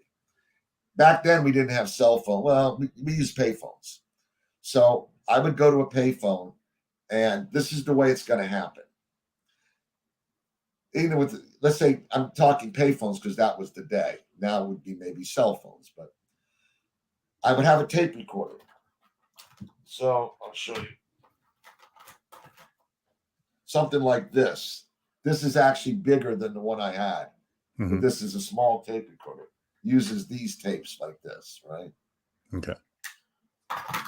And I put an earbud in my ear, plug it in, get on the phone, put it in the quarters. But before I do it, I go like this. I put on the tape recorder. I go, okay, test, 1, 2, 3, 1, 2, 3. This is Kilo Bravo. It's December 12th, 2000 and whatever. I'm at payphone number 777, bump, bump, bump, at this time. I have to document everything about the phone call. I'm going to be calling, the Drunken Turkey. We're going to be talking about doing a 300-pound cocaine deal. I'm and I'm dialing numbers. I'm dialing him at a payphone 77 blah blah blah, and that all has to be in the recording. I have to document everything. You and I get on the phone. We start talking. I record everything. And then we hang up. And after you and I hang up, I go back into the microphone. Phone call ended. 4 minutes, 27 seconds. Date, time, stamp, bye. That all has to be in every recording because I have to prove that nothing was edited and that I have. Then I don't have anything on, but I'll write out a synopsis. Either next, to put it with the tape, saying basically what I did and what my goal is, and who's involved, and that's one lead. I might have done that 6 times talking to one guy, but it's all got to be documented. Everything's got to be documented, and that's if you're ever getting set up in a drug deal, be rest assured that it has to be done properly. So you can always look. Maybe your good lawyers like mine can find a loophole, but that's what I would do. And then I would call my handler because you want to keep him in the middle. God forbid, they don't know about it, and all of a sudden the other guy set you up, right? Yeah. So you go, look, man, you're going to tell them ahead of time. Tonight I'm going to go make a phone call with this. Blah blah blah. I'll tell you what, Sabo. Not only did we do the 10,000 kilo. And he was just like me. He was just a player there. He wasn't the CI. He wasn't his deal. Him and Captain Bobby did a 50,000 pound hash deal. I had already left. What happened was my ticket got pulled. The state of Ohio said, we're done. It's been 2 years. We have an open case. It's time for you to come and even the arresting, I talked to the arresting officer, Dennis Kavanaugh. I said, last year I called him up. We usually call each other, or I'll call him once or twice a year. I said, why did they give me probation? He said, Kenny, I don't know. We asked for it. They gave it to you. He goes, maybe it was the Judge Glavis thing. Maybe it was the fact that why put me in jail? I'm never coming back to Ohio. I'm never committing a crime. Why bother putting the money into me? Put it into more street crimes. I don't know. So, go ahead. I was saying, but Sabo, after Captain Bobby retired, he got hooked up with a customs agent, and they did a smuggling trip out of Jamaica, and he got busted, and the customs agent, trick bagged him and just let him hang him and said, I don't know nothing. That guy was running, and Sabo was like a brother to me, did 22 years. Oh, wow. He just got out a couple of years ago because of COVID, because he was so old that they didn't want to keep him. And he was a dual citizen, so he went back to Europe. He's in Europe now. But, look, here's the deal.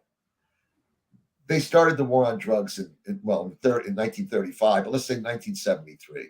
And then it went crazy with Reagan in the 1980s.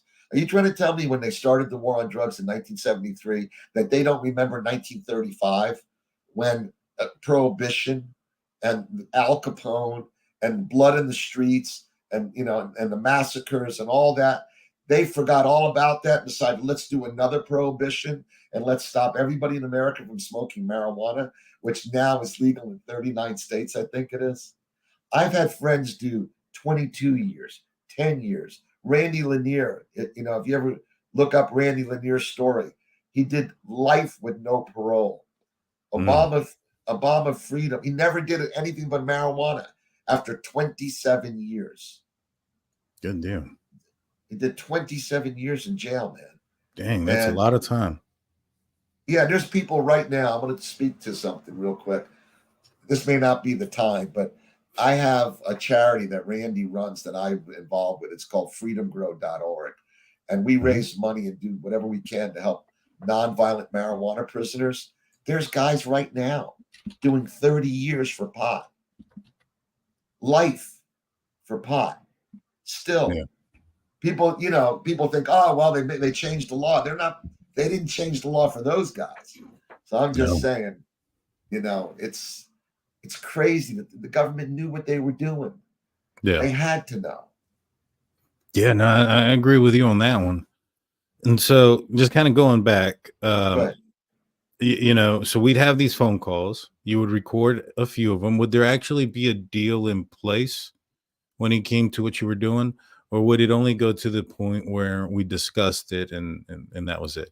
no. We would do the deal. Okay. So I'll tell you one time we had these guy and we put on a dog and pony show. I had a flight. I drove to Jacksonville. The guy flew up. We took the guy in a private plane out to a farm in the middle of Gainesville in Florida and showed him a bunch of weed and had it all recorded. And then he went back, got some down payment money. Didn't bust. We ended up busting everybody, but that's in the book. That was like a 2-day, 3-day road show. Me wearing a wire and all this stuff. Yeah, no, we would try to get the drugs and the participant together, because you want to get the money. These guys wanted the money. Yeah. You understand? It's all about the Benjamins because that's how the government works. They want to confiscate. They want to take my Porsche, my house, my gold, and everybody else in the business. They want to strip the assets. And so you want to get the money. If the guy says he's going to smuggle do a smuggling trip, all right, put up 20 grand to pay for the boats and everything, just to get 20 grand out of the guy. Then we try to work him, try to do the deal, but no matter what, he's going to get busted. Yeah. Sooner or later, he put up 20 grand and he's, So were you present at the time of the arrest on all of them? Yeah. I've been, like I said, they throw me to the ground and, I was wired for sound other times, and I talk about it all in the book. I've been not everyone, maybe but pretty much, at least 4 or 5 where I'd be right there being thrown to the ground or, I'd be wired up or, the same thing, hands up, get down, hands up, DEA, get down, hands up, get down. Coming up by 5 guys with guns. I'm like, everybody's like, oh shit. Yeah, they're really good at saying, get down, DEA, get down, hands up. I know the rap, believe me. So did you have like your own little I don't want to say skip, but like all right, I need to act a certain way when they come in, so it's not obvious that I'm the one. Each case is different. Each it happens quick. Yeah, they're good. It happens quick. Just like when I got busted, it was 1 second we were lit up a joint. The next second, the whole room was full of cops, and I'm on the ground handcuffed. Yeah.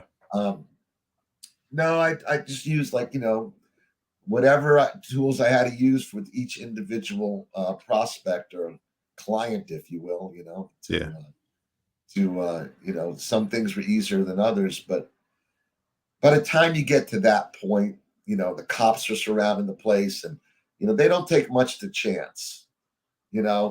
One time when we were doing the big bust of cocaine bust in Canada, which never actually went down, but we were in a plan. We go into these planning rooms where they have whiteboard sessions or blackboards, and there's all the cops and they have all their gear on, and I'm not necessarily, I'm considered, I might be on the same team, but I'm not the same level. Put me in a room somewhere while they do that. So one time and I'm not very tall, and I'm just, I got my little leather jacket and my baseball cap, and they bring me into this warehouse, and there's like 30 cops in a circle, all armed to the teeth, and I hear one of the guys say, "That's him? He's so little." So I responded, "Shoot high." There you go. Speaking of shooting high, at any point did it almost get to a shootout or anything like that while you were involved with the DEA? No, they get it down to a science. They got cops everywhere. Now listen, if McAllister in the Canadian deal, like even when they were going in to do the second meeting, the head of the Royal Canadian Police said to Captain Bobby, if he shows up with a briefcase, you're on your own. So let me tell you, so at the Denny's, McAllister never showed up. but they had a second meeting at the airport in Canada. Mhm. And so, my good friend, again, Captain Bobby was his stage name. He told me, he goes, Kenny, he goes, the bartender was an agent. The waitress was an agent. Half the people sitting in the restaurant were all armed, Yeah. But, McAllister, who had already killed 14 people and already been to prison, he robbed a Brinks truck and shot the one guard in the leg and the other guy in the face. And, wow. he was a badass dude. As a matter of fact, interesting, if I remember correctly, his brother had actually went to jail also, and he wrote a television show called Dexter. Oh yeah. Yeah, I never saw. I know it's really black, but he wrote it while he was in prison. Yeah. So funny, strange story, but these guys, look at the people I grew up with. We didn't carry guns. We were pot guys. We just wanted to have fun. That's how it started out. But you end up getting into the bite or bitten world of a much bigger thing, right? Mhm. When you get to the point where you're worried about either being bite or bitten, you either bite or you're going to get bitten, and lives are on the line, and people, it can get ugly. Yeah. It didn't. I got lucky, Yeah. Yeah, no, for sure. So at this time, I'll be taking a couple of questions from those that are watching the show. All right. So if you have anything, please put them in the live chat. We have Sirius Black, who had a $5 super chat earlier, says, thank you, Ken, for coming on and sharing your story with us. So glad you made it out alive, and the other side to share it with us. Oh, thanks. I appreciate that. Still own a pair asks, did you crash, or maybe perhaps do you know anything about a helicopter crash over BC/US border in the 80s? No, I don't. But that was my time of being in that world. But no, I don't. Sorry. In the Thank 80s, mid 80s.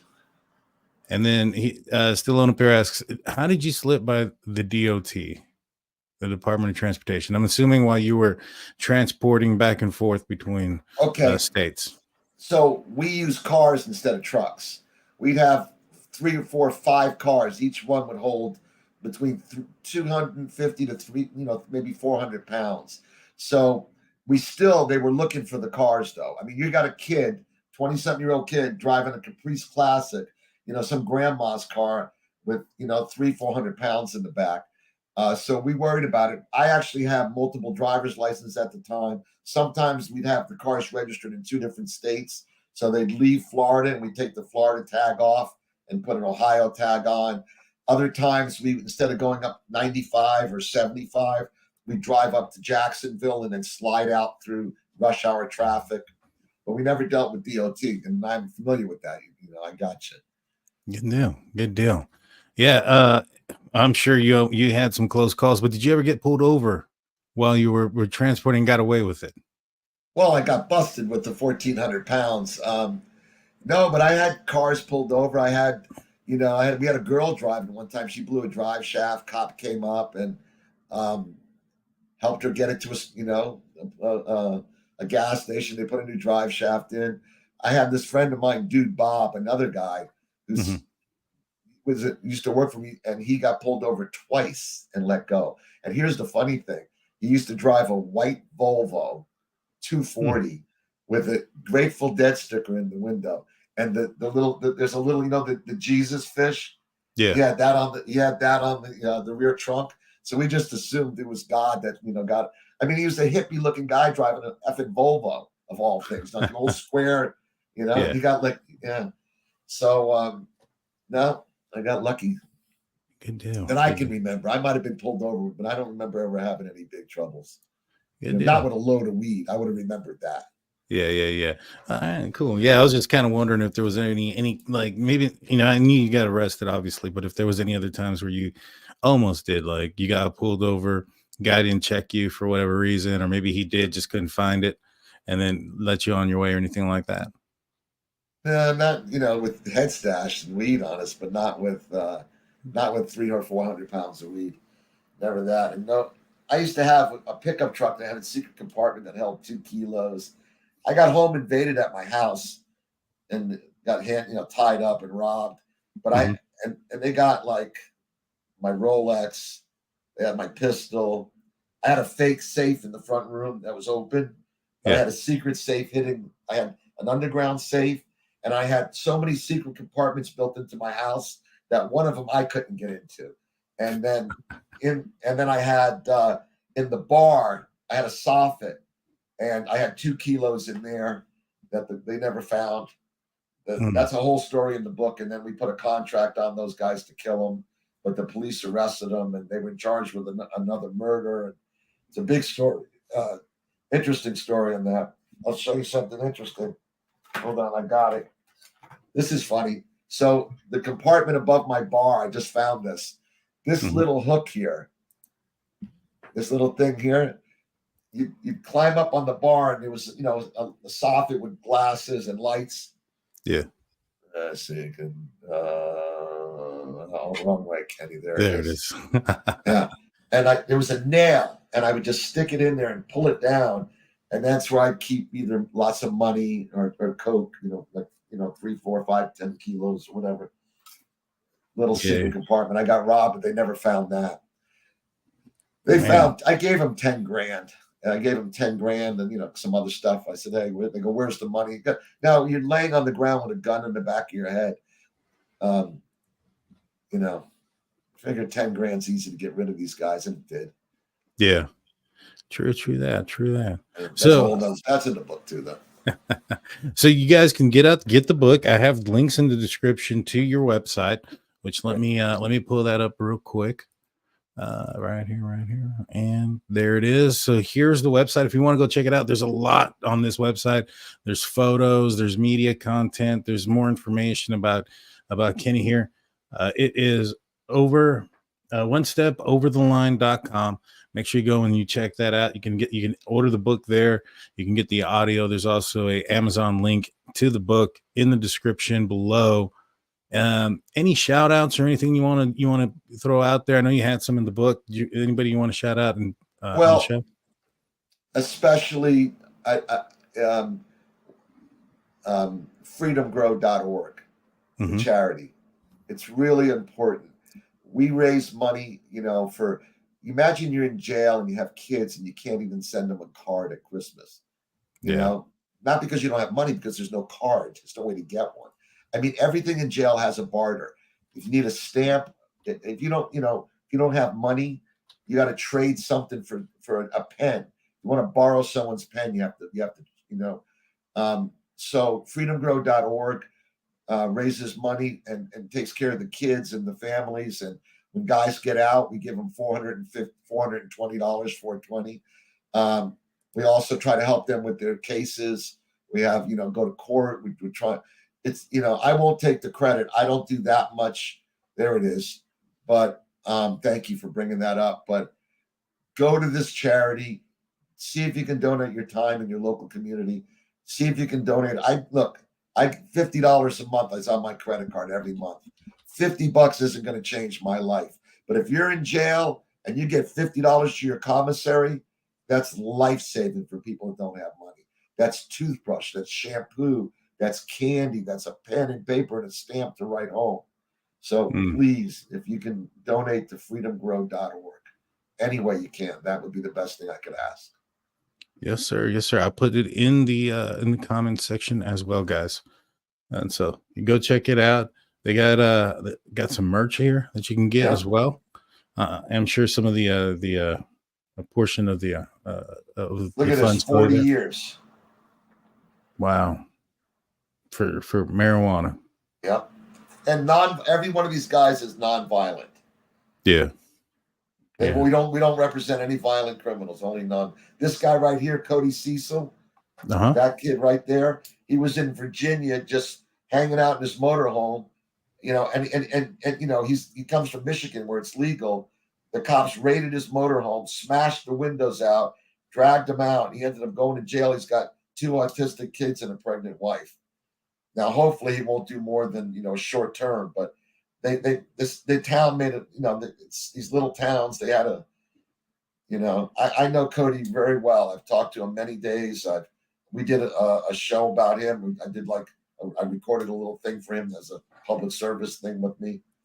Mm-hmm. So yeah, a lot of good stuff here, guys. Go check it out, freedomgrow.org. And then you also have Ken's website, onestepovertheline.com. Well, Ken, I want to thank you very much for joining us tonight and being a guest. I'm still getting through the book. I just got it a day or so ago, so I've gotten through quite a bit of it, but I'm still getting through it. I enjoy it so far. Well written. I understand you edited it yourself and did everything behind this. Is that correct? Yeah, and I did the audio reading myself. And I'm profoundly dyslexic. The fact that I mean, it did take me 7 years, but I had to do it myself because I talk my own way, and because I call it, there's a little Yoda speak in there, right? You know, I talk a little maybe back ass word and some bad editing, but please, guys, get the book, learn about the cowboys in the world that happened before you could walk into a dispensary and just get a joint.